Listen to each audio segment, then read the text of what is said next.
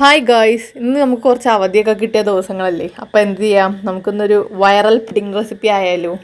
അപ്പോൾ ബ്രെഡ് വെച്ചിട്ടെന്തോ ഇങ്ങനെ പുതിയ പുഡിംഗ് ഇങ്ങനെ ഇറങ്ങിയിട്ടുണ്ട്. ഇൻസ്റ്റയിൽ ഞാൻ കണ്ടായിരുന്നു, കുറേ നാളായി. അപ്പോൾ ഇപ്പോഴാണ് എനിക്ക് ട്രൈ ചെയ്യാനുള്ള മൂഡ് വന്നത്.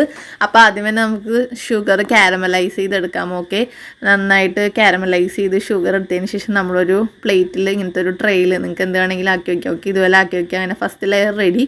സെക്കൻഡ് ലെയറായ നമ്മുടെ ടൂട്ടി ഫ്രൂട്ടിയുടെ ബ്രെഡാണ് ഞാൻ അവിടെ യൂസ് ചെയ്യുന്നത്. അപ്പോൾ അതിൽ നിന്നൊരു കഷ്ണം ഞാൻ അടിച്ച് മാറ്റി തിന്നുകയും ചെയ്ത്, നല്ല ടേസ്റ്റ് അല്ലേ. അപ്പോൾ അതും പിന്നെ നമുക്ക് കുറച്ച് പാലും ഒഴിച്ചു കൊടുത്തിട്ട് നന്നായിട്ട് ബ്ലെൻഡ് ചെയ്ത് കൊണ്ടുവരണം കേട്ടോ. അപ്പോൾ അതാണ് നമ്മുടെ സെക്കൻഡ് ലെയർ. പിന്നെ ഈ ഒരു വീഡിയോയ്ക്ക് ഒരു ചെറിയ ട്വിസ്റ്റുമുണ്ട്.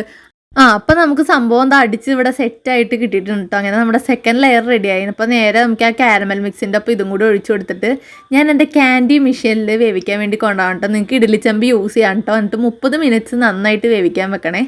അപ്പോൾ ഞാനൊരു പാത്രമൊക്കെ ഇങ്ങനെ തിരിച്ച് വെച്ചിട്ട് അതിൻ്റെ മുകളിൽ വെച്ചിട്ടാണ് കേട്ടോ. നമ്മുടെ ട്രെയിൽ വെച്ചിട്ട് ചെയ്യാൻ പറ്റിയപ്പോൾ അത് പാത്രം എന്താ പറയുക, അമങ്ങണില്ല. അപ്പോൾ അതുകൊണ്ട് അങ്ങനെ ടൂട്ടി ഫ്രൂട്ടിയുടെ ബാക്കി ഒരു ബ്രെഡും ഉണ്ടായി, കുറച്ച് പാത്രങ്ങളുണ്ടായി. അതൊക്കെ കഴുകി ഞാൻ ബാക്കിയൊന്ന് ബ്രെഡും കഴിച്ച് അങ്ങനെ നമ്മുടെ ഫുഡിങ് ദാ റെഡിയായി.